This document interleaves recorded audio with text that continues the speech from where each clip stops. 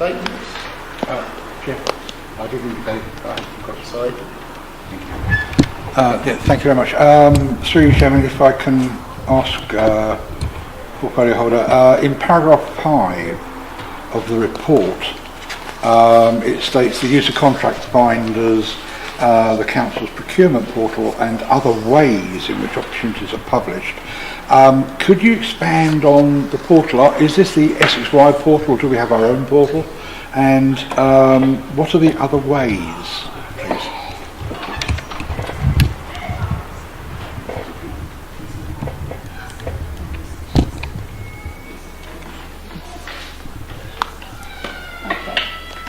So it's both actually, and also we would advertise in other places such as newspapers, or if we wanted a specialist service, then the specialist publications. Okay, so we have our own portal controlled by us as well as using the SSY. Yes. Thank you for clarification. If I may share one other question. In paragraph 6 of the report,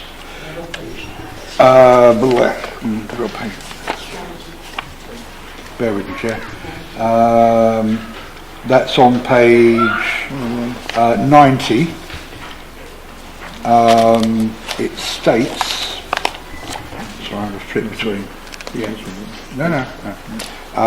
It states that the Council's standard terms and conditions continue to include the Council's aspirations to prevent discriminatory practices. Then if we look at page 10 of the strategy, which is 101, it states 0 hours contracts. The Council will refuse, to the extent the law allows, the appointment of contractors who make use of 0 hours contracts.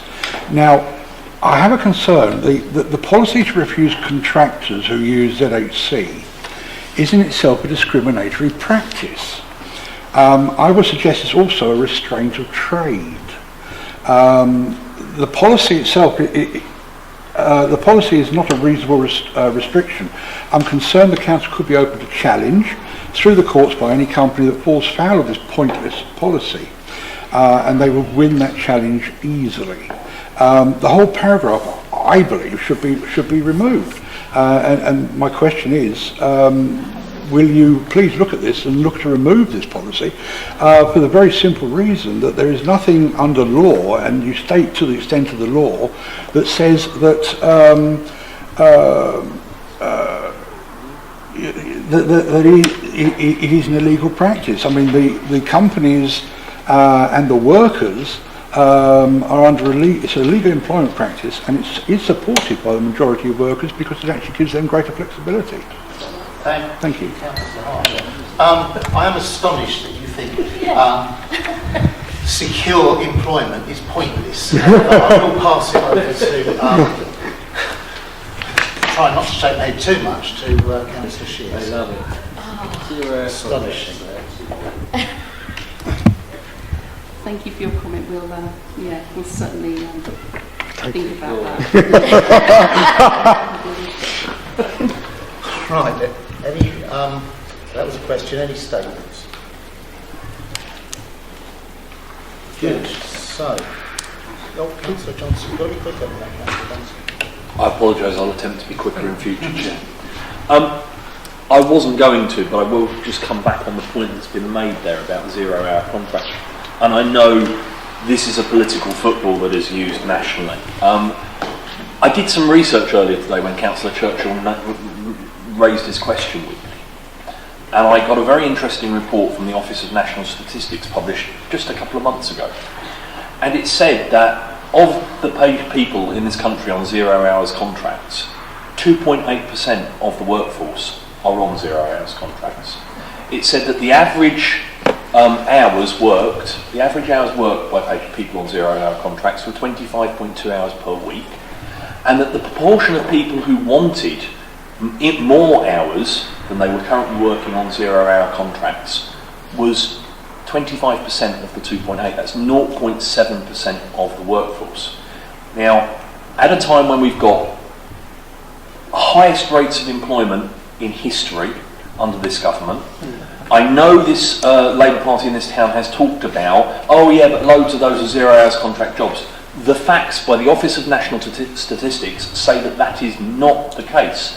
The Office for National Statistics in this report from earlier this year also stated that in their research they had found that the majority of people on 0 hours contracts were young people, particularly young mothers and students, who in their research they found wanted to be on those contracts to earn some extra money at times that were convenient to them. I have to say, I think the ideology of the left in this council is wrong on this.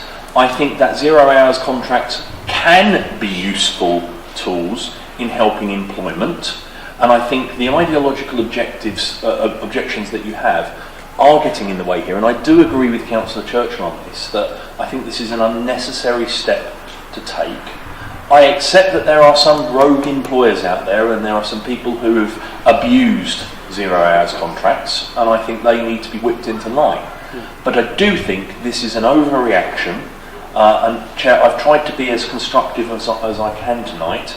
I am still trying to be constructive here, although I recognise I'm going to get probably shouted at for it. But I think this is a step too far by this council, and I would caution you against it.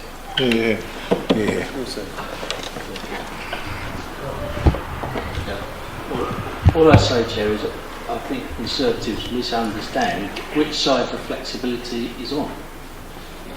The flexible part of 0 hours contracts is so that employers can call in people or not call them in to suit the employer.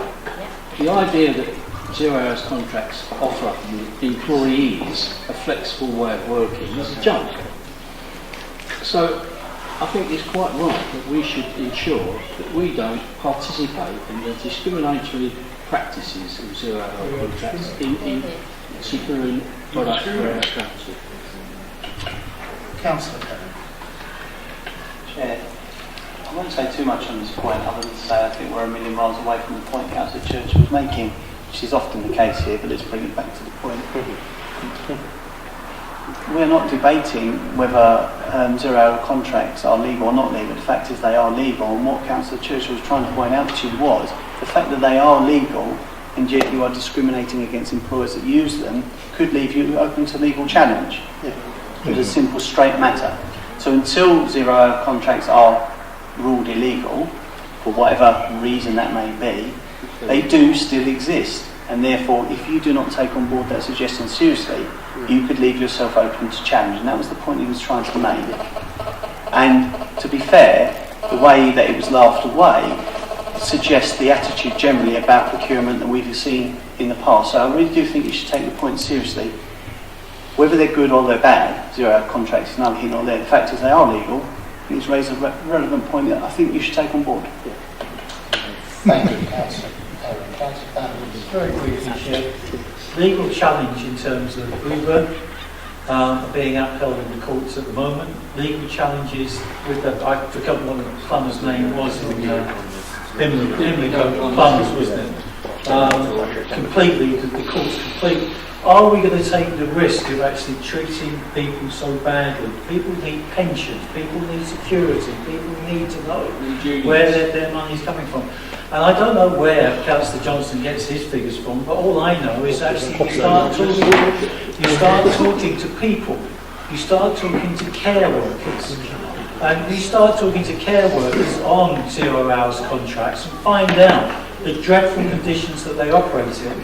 They might be 2.8% of the working population to Councillor Johnson, but they are very real people in certain degrees of distress, and I would encourage you to actually volunteer to go on the welfare panel, Chair, to actually see some of the distress that things like universal credit is leading people into 0 hours contracts jobs. We only had the case at the beginning of the year where a lady appeared before us. In terms of heart-wrenching circumstances, don't go by 2.8% of some mythical figure.